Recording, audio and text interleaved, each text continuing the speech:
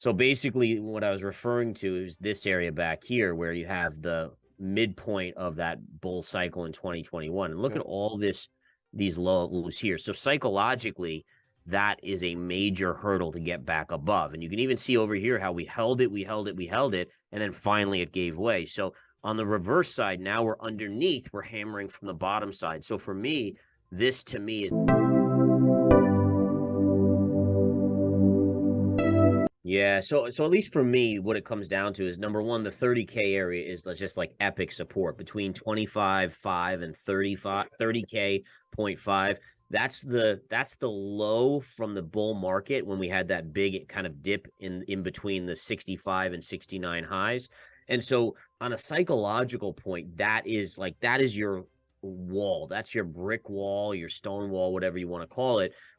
So this is the big test for me. I still don't believe that the low is in yet, but if we were to get above 30,500-ish and actually hold there for, let's say, a week or so, then I think at that point, you got to start talking about Bitcoin low being the 15.7 level, and that could be in. Yeah, so I was short around the 25,000 level on a few different coins. When we had that dip below 20K on Bitcoin, did some covering and actually flipped it into some longs, rode that up, not all the way up here to this level, but I rode it up decently. And now the only two positions I have out there right now, I have a tiny position, a starter position short on Ethereum, and a starter position short on Bitcoin. So these would be swing trades. So I'm basically going with the resistance is resistance until it's broken, right? So as of now, like, it's so interesting, right? You go on Twitter, everyone's, like the $1 million price target in 3 months, like, oh, it's a new bull market. And I'm like, it might be, but when you're slammed into a brick wall of resistance, I got to take the under here that it's going to pull back until it proves me wrong, right? So I think, for me, I'm a show me the money type guy where it's got to prove itself first. Just Bitcoin and Ethereum right now. The alts, it's interesting because, and this is one of the things that I'm curious about with money flow is that, yes, we've seen money flow going into Bitcoin and Ethereum predominantly, right? If you look at the charts on those two, they've made short-term higher highs, while, something like a Polygon or a Solana or an Avalanche, they haven't. So there's definitely this money flow that's being driven in because of the bank crisis. The question is, if that continues to calm down, do we see any of that money being pulled out? Like, if you look at the Bitcoin dominance, right? Bitcoin dominance is massively up right now because it's with the recipient of this money from the panic in the banks. I looked at Cardano. It's had a nice little pop here. It's actually coming into resistance. I have a resistance around 42 cents. So 42 cents. It's got another penny and a half to go, but it's had a nice little push up. No doubt about that, man. I'm in agreement. I do think it's about to break out in a major way. And again, it's still, if we do see the crisis expand, which it's hard to believe that it wouldn't, right? I mean, you have all this paper that was printed and it's all at like 0.5% interest, 2%, 1%, whatever it is. I mean, it's all garbage at this point. I mean, and how does that not spread? And these banks are sitting on hundreds of billions of dollars in losses that are paper losses. They don't actually have to report them because they're paper losses. Right. But I mean, and to me, it's going to create a chain reaction, right? So then the banks stop lending as much, which then creates the economy to slow even more. In fact, doing what the Fed kind of wants, although my guess is it'll overdo it. And then we get into a recession. We're in a recession. Inflation remains relatively elevated.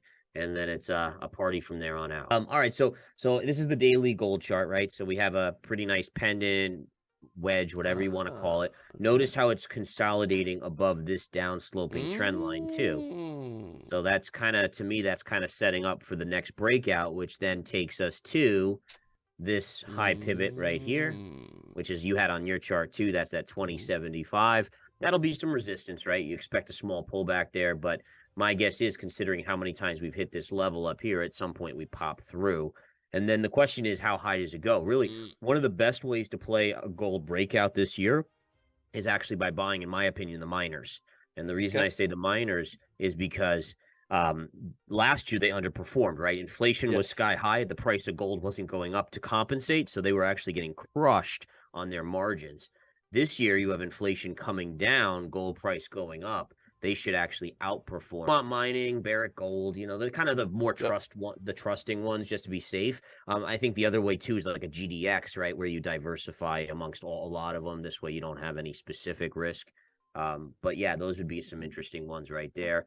I am long nat gas right now. I will admit that. No, man, you gotta figure nat gas has some sort of run in it. So, Yeah. and by the way, I mean natural gas is just such a volatile commodity. Yeah. But yeah, you know today alone it's up 6%. So nice little pop there. Good to see that. Good one. And then with Bitcoin, I'll show you guys what we were talking about earlier. Whoops, and I just made some sort of line there, but let's go with Bitcoin. Actually, we'll go to this Bitcoin chart. All right, so basically what I was referring to is this area back here where you have the midpoint of that bull cycle in 2021. And look Yeah. at all these lows here. So psychologically, that is a major hurdle to get back above. And you can even see over here how we held it, and then finally it gave way. So on the reverse side, now we're underneath, we're hammering from the bottom side. So for me, this to me is like probably the biggest level in the Bitcoin chart from high to low in terms of can we get above it or do we fail and start to trend back down? So that's why I say, like, for me at least, it's a small short position. Nothing crazy yet. I might add around 30,000, but if it breaks above, that's a different story. If it's able to hold above, but right now this is like the epic level of resistance. Yeah. Mine Oh, is brother. like, so I'm short right here, right? And the kicker is this is like, am I going to hold it to new lows? No. Like smart traders don't do that, right? Here's your first support at 25,000. It comes down here, I take a little off the table. Comes down to this next level, I take a little off the table. I probably even go long for a quick bounce. So again, it's traders, when you have the charts to your side and you do the same thing, you just play the levels. You're neither a bull nor a bear. You're just trading back and forth, and it's honestly very freeing because when you don't have a long-term bias, you end up making more money in the short term. I mean, that's really the essence of it. And I All think right. eventually it will. I mean, I think it's just a matter of how long it takes. And I'm, as much as I've been saying it would go down from that high level of 69, like I'm ultimately a long-term bull. It's just I've been around the block enough and I've got, scars to prove it that things just don't go straight up, right? I mean, that's just not the way human psychology works within the market. So Have you you might as well take advantage of it, right? Oh, well, I mean, I've contemplated it before, but I mean, I think the key is this: is the U.S. government's made it very hard to.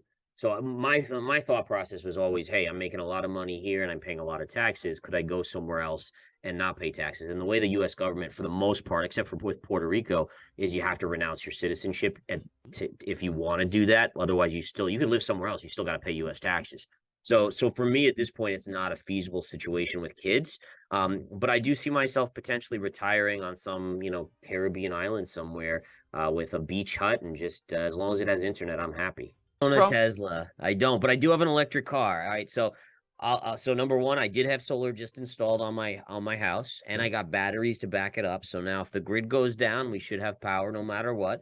Um, and I did get an electric car as well. So kind of move into like. And by the way, I got a garden in my backyard. I planted banana trees and lemons and Banana lime. tree. But dude, I'm all about that, man. Being sustainable. And by the way, one of my favorite things, and this sounds a little weird, but like put my kids to bed around 7, and then I go out and I like water the vegetable garden Yeah. stuff, and it is like the calmest thing in the world. Just being outside in the quiet. Oh man, it's awesome.